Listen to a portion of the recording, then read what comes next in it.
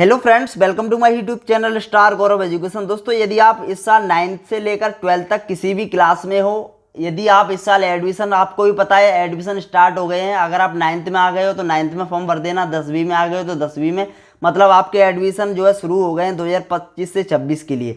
आपके एडमिशन आज से ही शुरू हुए 1 जुलाई से। ठीक है, यह वीडियो सभी के लिए मोस्ट इंपॉर्टेंट है जो इस साल एडमिशन लेने वाले हैं। तो आपसे रिक्वेस्ट है, वीडियो को पूरा देखना है, बिल्कुल भी स्किप नहीं करना है, क्योंकि इस वीडियो में आपको काफ़ी महत्वपूर्ण जानकारी देने वाला हूं। एक नोटिस भी आया है, उसके ऊपर भी हम बात करेंगे कि उसमें क्या क्या आपके डॉक्यूमेंट लगेंगे। ठीक है, वो हम सब जानकारी देने वाले। देखिए, इस वीडियो में हम आपको बताएंगे कि आपके डॉक्यूमेंट क्या क्या लगने वाले हैं। डॉक्यूमेंट में अगर नेम मिस्टेक है तो आपको क्या करना है, अगर नेम मिसमैच है किसी भी डॉक्यूमेंट में तो आपको क्या करना है। ठीक है, और फॉर्म भरते समय क्या क्या सावधानी आपको रखनी है।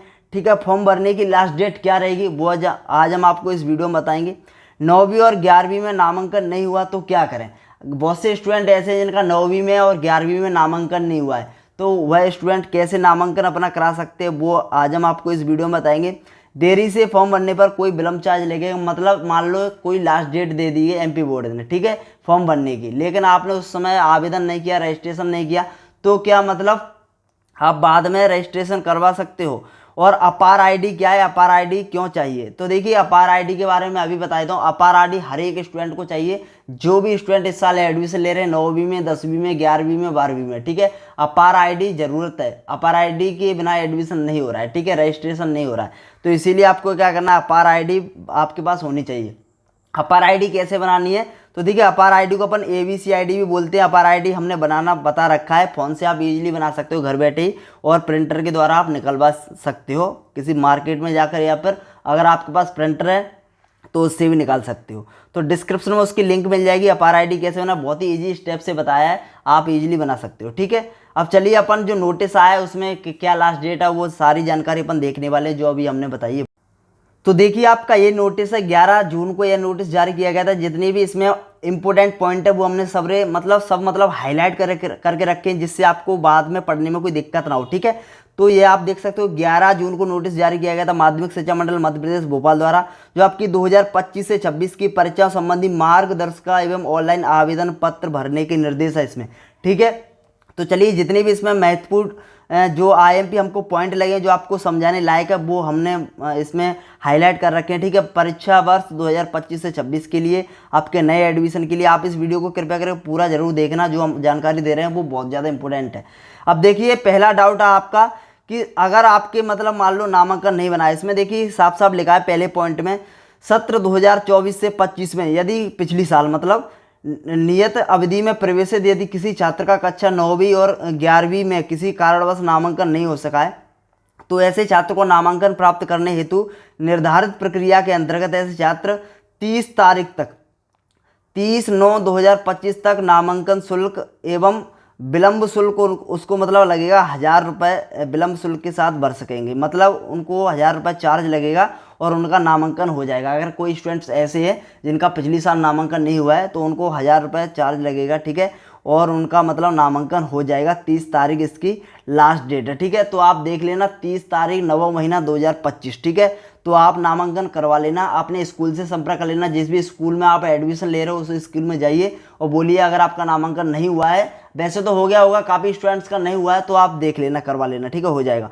अब दूसरा पॉइंट है, प्रवेश पत्र जारी होने के पश्चात परीक्षा केंद्र पर प्रवेश पत्र में अंकित विषयों में किसी भी प्रकार का संशोधन मान्य नहीं होगा। मतलब यदि प्रवेश पत्र मान लो किसी का आ जाता है एडमिट कार्ड, उसके बाद कोई भी मतलब चेंजेस नहीं होगा। ठीक है, कोई भी मतलब चेंजेस फॉर्म में नहीं होता है। इसके बाद अपन देख लेते हैं, कक्षा 9वीं के आधार पर 10वीं में तथा 11वीं के आधार पर 12वीं में, अर्थात छात्र ने कक्षा 9वीं में और 11वीं में जो विषय भरे हैं वही विषय कक्षा 10वीं और 12वीं में भर सकेंगे। ठीक है, अगर मान लो आपने 11वीं में मैथ्स लिया है तो आप 12वीं में भी मैथ्स ले सकोगे। ठीक है, तो आप इसके ऊपर भी डाउट क्लियर हो गया होगा। अगला अपन देख लेते हैं, जो आपके फॉर्म की लास्ट डेट क्या है। देखिए, जो आपके कक्षा 9वीं का ऑनलाइन की लास्ट डेट है वो 1 जुलाई से आपका 30/9/2025 तक। ठीक है, यानी सितंबर तक आपके फॉर्म भरे जाएंगे। और अगर आप सितंबर तक फॉर्म भरते हो तो आपकी शुल्क लगेगी 350 रुपये, विलम्ब शुल्क आपका एक भी नहीं लगेगा। यदि आप कक्षा 9वीं का फॉर्म जो है रजिस्ट्रेशन जो आवेदन जो है 30 सितंबर के बाद करते हो तो आपकी तो आपको 300 रुपये शुल्क देना पड़ेगा। ठीक है, 300 रुपये शुल्क देना पड़ेगा। और इसकी तारीख है 30/11/2025। ठीक है, 30/9/2025 के बाद 30/11/2025 तक यदि आप आवेदन करते हो तो आपको 300 रुपये एक्स्ट्रा चार्ज देना पड़ेगा, आपका आवेदन हो जाएगा। अब देखिए कक्षा 10वीं का देख लेते हैं। तो 10वीं में जो एडमिशन चालू हो रहे हैं वो 1 तारीख से स्टार्ट हो रहे हैं। 15 तारीख तक यदि आप आवेदन कर देते हो तो ठीक है, 1200 रुपये में आपका हो जाएगा। विलंब चार्ज आपका 1 भी नहीं लगेगा। यदि आप 15 सितंबर के पश्चात करते हो आवेदन, ठीक है, 15 सितंबर के पश्चात, तो आपको क्या 1200 रुपये के साथ 100 रुपये का शुल्क देना पड़ेगा। 100 रुपये का विलंब शुल्क लगेगा। वो भी आपकी डेट निश्चित है 16 सितंबर से आपकी 25/10/2025, 25 अक्टूबर तक। ठीक है, तो अगर आप भरोगे फॉर्म तो आपका 100 रुपये एक्स्ट्रा लगेगा 1200 रुपये के साथ। ठीक है, और मैं आपको एक और बताऊं, यदि आप मतलब मान लो 15 सितंबर के पश्चात भरते हो तो आपका 100 रुपये चार्ज लगेगा ओनली। यदि आप 25 अक्टूबर लास्ट डेट है इसकी, ठीक है, 25 अक्टूबर लास्ट डेट है इसकी, मतलब 16 तारीख से आपका 15 अक्टूबर तक आप भरोगे तो 100 रुपये चार्ज लगेगा ओनली। यदि आप 25 अक्टूबर के बाद भी आप फॉर्म भर सकते हो, ईजिली भर सकते हो, कोई दिक्कत नहीं है। लेकिन जो आपका फॉर्म है ना वो स्वाध्यायी हो जाएगा। स्वाध्यायी मतलब प्राइवेट फॉर्म भरा जाएगा, रेगुलर फॉर्म नहीं भरा जाएगा। ठीक है, 25 अक्टूबर के पश्चात ध्यान रखना है, मोस्ट इंपोर्टेंट यह बात है। 25 अक्टूबर के बाद यदि आप फॉर्म भरोगे तो आपका प्राइवेट फॉर्म भरा जाएगा। 25 अक्टूबर से 10/11/2025 यानी 10 नवंबर तक, 25 अक्टूबर 26 अक्टूबर से 10 नवंबर तक यदि आप फॉर्म भरते हो तो आपको 2000 रुपये विलंब चार्ज एक्स्ट्रा चार्ज लगेगा और 1200 रुपये जो आपकी फीस है वो लगेगी। ठीक है, तो आपका इस प्रकार से लगेगा। यदि आप 10 नवंबर के पश्चात भी फॉर्म भरते हो तो आपका फॉर्म तो प्राइवेट ही भरा जाएगा, क्योंकि 25 अक्टूबर के बाद जितने भी फॉर्म भरे जाएंगे वो आपके प्राइवेट भरे जाएंगे, लेकिन चार्ज बढ़ता चले जाएगा। जैसे आप मान लो 10 नवंबर तक आपने फॉर्म नहीं भर पाया, ठीक है, अब आप 10 नवंबर के बाद यदि फॉर्म भरते हो तो आप यहाँ पर देख सकते हो 5000 रुपये एक्स्ट्रा चार्ज लगेगा, 1200 रुपये फीस और 5000 रुपये चार्ज। ठीक है, यदि आप 25 नवंबर के बाद फॉर्म भरते हो, ठीक है, 25 नवंबर से 10/12/2025, 10 दिसंबर तक, 25-26 मतलब 26 नवंबर से आप 10 दिसंबर तक यदि फॉर्म भरते हो तो आपको 10,000 रुपये एक्स्ट्रा चार्ज देना पड़ेगा और 1200 रुपये अलग। ठीक है, और लेकिन आपका जो फॉर्म है वो प्राइवेट ही होगा, स्वाध्यायी फॉर्म होगा, रेगुलर नियमित फॉर्म नहीं होगा। ठीक है, और यहाँ पर आप देख सकते हो यदि आप फॉर्म आपका 10 दिसंबर के बाद भी भर जाएगा, यदि आप 10 दिसंबर से आप मान सकते हो 11 दिसंबर से 31 दिसंबर तक यदि आप फॉर्म भरते हो तो आपको 12,000 का चार्ज लगेगा, पेनल्टी लगेगी। ठीक है, विलंब चार्ज और 1200 रुपये जो आपकी फीस है वो लगेगी। ठीक है, तो आप समझ गए होंगे जो ये पूरा सिस्टम।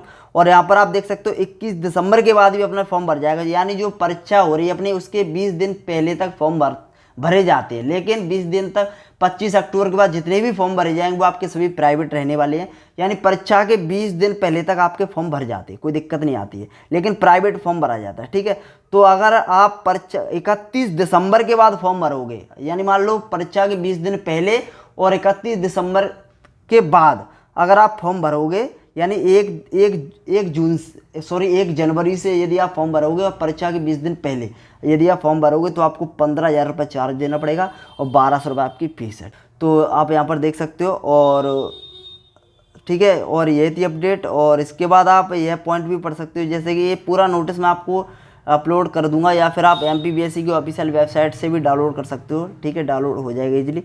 यहाँ पर लिखा है मंडल से संबद्धता प्राप्त संस्था प्राचार्य अपनी संस्था में कक्षा 9वीं 10वीं 11वीं 12वीं कक्षाओं में प्रवेश की समस्त प्रक्रिया अंतिम तिथि 31 जुलाई तक पूर्ण कर लें। मतलब इन्होंने बताया कि 31 जुलाई तक जो भी प्रवेश की प्रक्रिया है वो पूरी कर लें। दिनांक 31 जुलाई 2025 तक कक्षा 10वीं 12वीं में प्रवेशित छात्रों के परीक्षा आवेदन पत्र ऑनलाइन दिनांक 15 सितंबर 2025 तक प्राप्त किए जाएंगे। ऑनलाइन परीक्षा आवेदन पत्र संस्था प्राचार्य 1 जुलाई 2025 से भरना आपके प्रारंभ हो गए, यानी आज से प्रारंभ हो गए। ठीक है, आप अपने फॉर्म 31 जुलाई तक ही भर दें, कोई दिक्कत नहीं आएगी। ठीक है, और 10वीं 12वीं के आपके 15 सितंबर तक। ठीक है, आप फॉर्म अपना भर सकते हो, एडमिशन ले लो। ठीक है, जल्दी से जल्दी और अपनी पढ़ाई स्टार्ट कर दो। और इम्पोर्टेंट क्वेश्चंस की वीडियो जल्दी आपके लिए आने वाली है हमारे चैनल पर। आपको ही पता है हर साल हम आपको इम्पोर्टेंट प्रश्न प्रोवाइड करवाते हैं। पिछले साल के स्टूडेंट को मतलब जितने भी छात्र थे उनको भी हमने प्रोवाइड करवाए थे इंपॉर्टेंट प्रश्न, और आपको भी प्रोवाइड करवाएंगे। आप बिल्कुल भी चिंता ना करें, बस आप चैनल पर नए हो तो प्लीज़ आप चैनल को सब्सक्राइब जरूर कर लेना है। यहाँ पर आप देख सकते हो, मैं आपको एक और मोस्ट इंपॉर्टेंट बात है वो मैं आपको बताना भूल गया इसमें। यहाँ पर आप देख सकते हो, यहाँ पर साफ साफ लिखा है जो आपका सत्र 2025 से 26 से कक्षा 9वीं 10वीं 11वीं 12वीं की परीक्षाओं में सम्मिलित हो रहे विद्यार्थियों की अपार आईडी, यहाँ पर मैं आप जैसा कि आपको बता रहा था अपार आईडी आवेदन पत्र में अंकित करना अनिवार्य होगा। ठीक है, तो अपार आईडी आपको चाहिए। अपार आईडी कैसे बनाती है, डिस्क्रिप्शन में लिंक मिल जाएगी वीडियो की, हमने आपको बता रखा है, या फिर एंड स्क्रीन में आप देख सकते हो। और ये 13.1.3.1 वाला पॉइंट आप देख सकते हो, इसमें लिखा है प्रत्येक छात्र का नामांकन आवेदन पत्र भरते समय संबंधित छात्र की समग्र आईडी अंकित करना अनिवार्य। समग्र आईडी आपकी जरूर लगेगी, ठीक है, जब आप नामांकन कराओगे तब। ठीक है, और यहाँ पर मैं आपको एक और डिटेल बता दूँ, कक्षा 9वीं और 10वीं 11वीं 12वीं में नवीन नामांकित हो रहे परीक्षार्थियों हेतु समग्र आईडी अंकित करने पर समग्र डेटाबेस में दर्ज जानकारी जैसे छात्र का नाम, पिता का नाम, माता का नाम, जन्म तिथि आदि नामांकन फॉर्म में ऑटो फिल होकर प्रदर्शित होगी। मिलान न होने पर मिसमैच की जानकारी दर्ज की जाएगी। मतलब आप जितने भी डॉक्यूमेंट है, मैं आपको एक बार बताऊं, आपके जितने भी डॉक्यूमेंट है वो आप सही करवा लें। ठीक है, और मतलब आपके मार्कशीट के हिसाब से नाम होने चाहिए। जैसे मान लो आप 9वीं में फॉर्म भर रहे हो तो आपके 8वीं की मार्कशीट के जो भी डिटेल है, नाम 8वीं की मार्कशीट के हिसाब से होना चाहिए। ठीक है, आधार कार्ड में भी आप करवा लेना, डेट ऑफ बर्थ होनी चाहिए मार्कशीट के हिसाब से, पिता का नाम, माता का नाम, सभी मार्कशीट के हिसाब से नाम करवा लो। ठीक है, मान लो यदि आप 11th में फॉर्म भर रहे हो, ठीक है, तो आप 10th की मार्कशीट के हिसाब से सभी डॉक्यूमेंट कर लो। जितने भी डॉक्यूमेंट हैं सब में आपकी 10th की मार्कशीट में जो नाम है वही होना चाहिए। ठीक है, तो दोस्तों ये थी जानकारी। वीडियो अच्छी लगी तो प्लीज़ लाइक कर देना, अगर आप चैनल पर नए हो तो प्लीज़ चैनल को सब्सक्राइब कर देना। धन्यवाद दोस्तों, टेक केयर।